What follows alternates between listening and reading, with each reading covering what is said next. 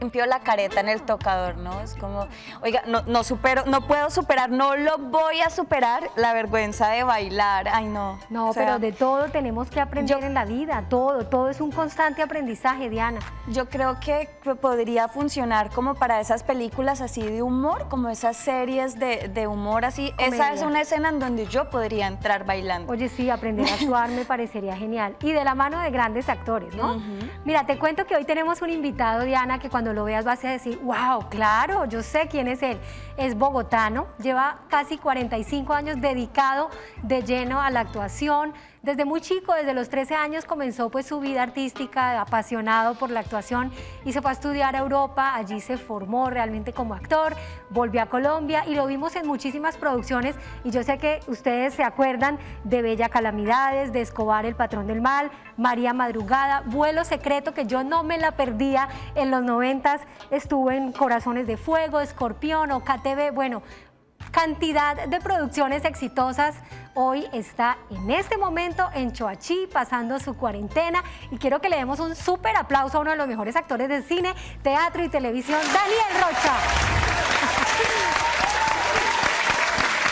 Daniel, qué gusto verte. ¿Cómo estás? Feliz tarde. Hola, muy buenas tardes. Desafortunadamente ahora todo virtual, pero bueno, nos tenemos que acostumbrar ya desafortunadamente a este mundo virtual que ya no nos permite vernos en la realidad. Pero nos mantiene cerquita, ahí estamos conectados, gracias a Dios está la tecnología y bueno, bienvenido Daniela Tacones en la mano, qué gusto que hayas aceptado esta invitación y precisamente estábamos hablando pues de todo esto que ha sucedido con la televisión pública, que no paramos de transmitir, aquí nos ves tú en plena pandemia con mucho protocolo cuidándonos, pero bueno, tú has sido un apasionado de la televisión toda tu vida, sobre todo de la televisión pública. Háblanos un poquito de toda esa entrega que tú le has dado a los medios nacionales.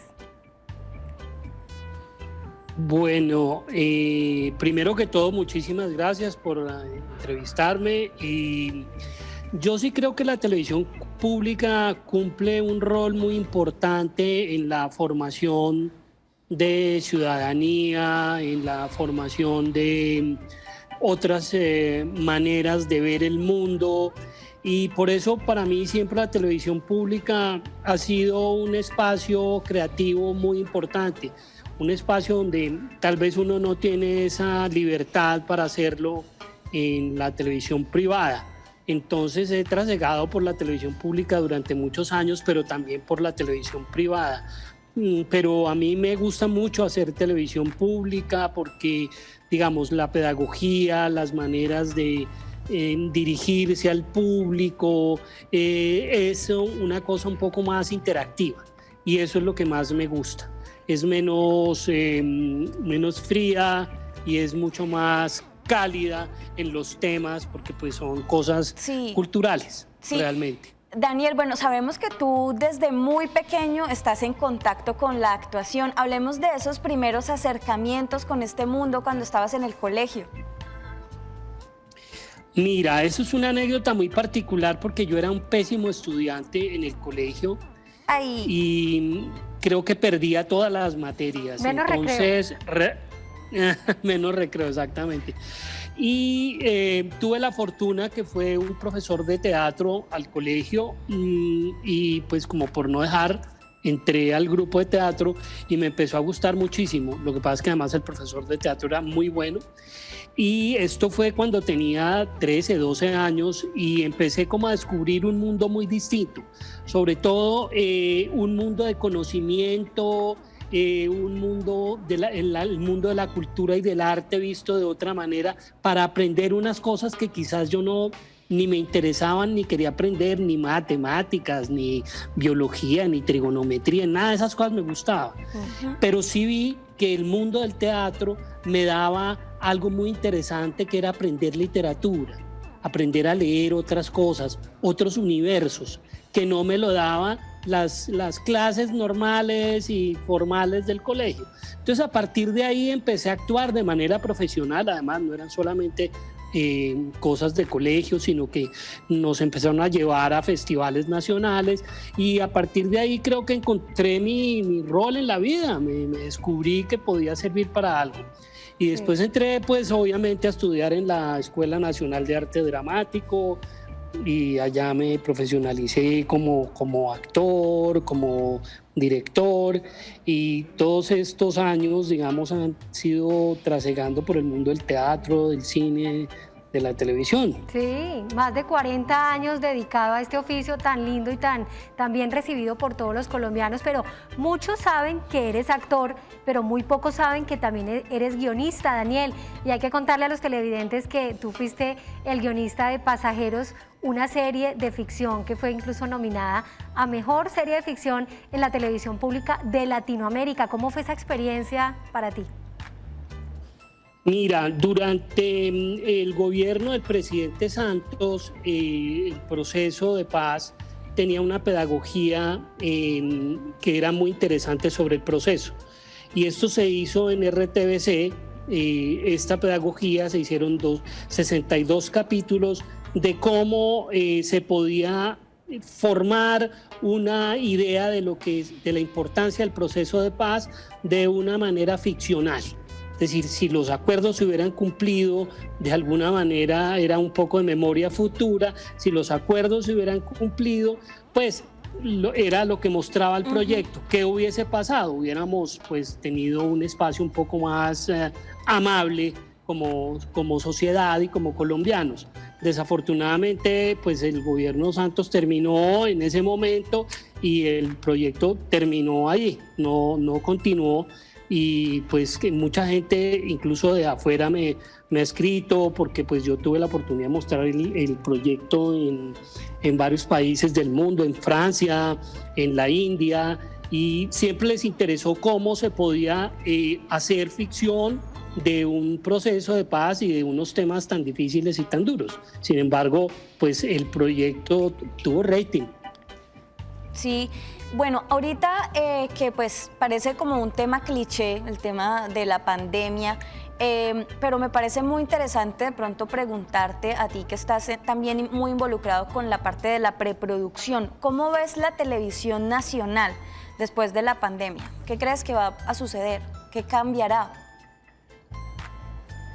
Mira, yo realmente creo que hay en este momento hay dos rutas. Una, la televisión privada, que se ha visto muy afectada en temas de producción. Evidentemente las producciones están paradas, creo que están haciendo algo que ya tenían comprometido por terminar, pero realmente la crisis va a ser muy difícil y lo que se viene para mí es muy complejo porque pues se toman años. Salir una crisis financiera, una crisis no es fácil. Y más en un país como Colombia, con todas las vicisitudes que atravesamos permanentemente.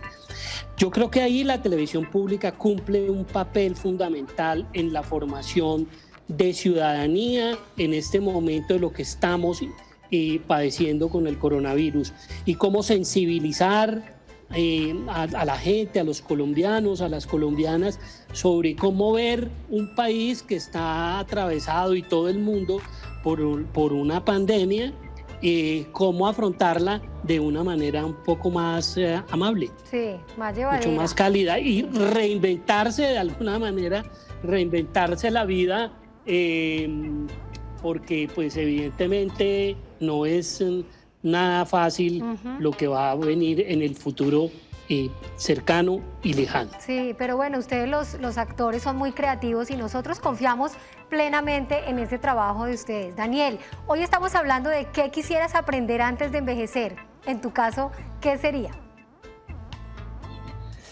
Mira, a mí me gustaría irme al Japón a tomar unos talleres de literatura japonesa.